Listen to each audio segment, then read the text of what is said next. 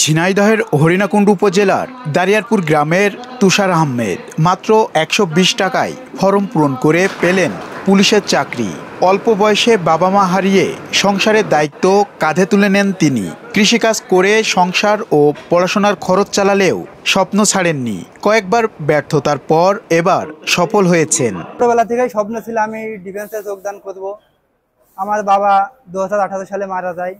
তারপর থেকেই খুবই অভাব অনটনের মধ্যে দিয়ে আমার জীবনযাপন করতে হয়। আমার ছোট দুইটা ভাই আছে, অসুস্থ দাদি, তাদেরকে নিয়ে খুবই দারিদ্রতার সাথে আমার পড়ালেখা করে যেতে হয়েছে। কিন্তু এখন এমন একটা পরিস্থিতিতে এসে পড়েছি, পড়ালেখার পাশাপাশি কোনো একটা কাজের ব্যবস্থা না করতে পারলে সংসার চালানো অসম্ভব।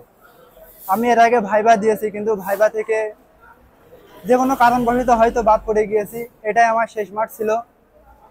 ইনশাল্লাহ এই মাঠে ভাইভাতে সিলেক্টেড হয়েছি। আশা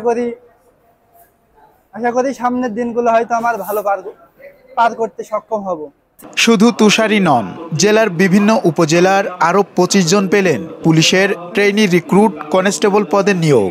রবিবার রাতে প্রকাশিত ফলাফলে এ তথ্য জানা যায়। নিয়োগে ছিল না ঘুষ বা তদবির। এক সময়ে লাখ টাকার চাকরি এখন মিলছে স্বচ্ছ প্রক্রিয়ায়। গত দুবারের মতো এবারও আমরা স্বচ্ছভাবে আন্তরিকতার সাথে সম্পূর্ণ যোগ্যতার ভিত্তিতে পুলিশ হেডকোয়ার্টার এবং আমাদের এনএসডিএ স্যারের সরাসরি তত্ত্বাবধানে একেবারে নিরবচ্ছিন্ন পরিশ্রম, সততা, স্বচ্ছতার মাধ্যমে যোগ্য প্রার্থীদের খুঁজে বের করার জন্য আমরা যে কাজটা শুরু করেছিলাম 10, 11 এবং 12 জুলাই মাঠ পর্যায়ের পরীক্ষা থেকে শুরু করে আজকে লিখিত পরীক্ষার ভাইভা এবং লিখিত এবং ভাইভার সম্মিলিত ফলাফল প্রকাশের মাধ্যমে চূড়ান্তভাবে 25 জনকে আমরা নির্বাচিত করে আমাদের এই কার্যক্রম এখানে সামগ্রিকভাবে যে কার্যক্রম ছিল তা শেষ করছি।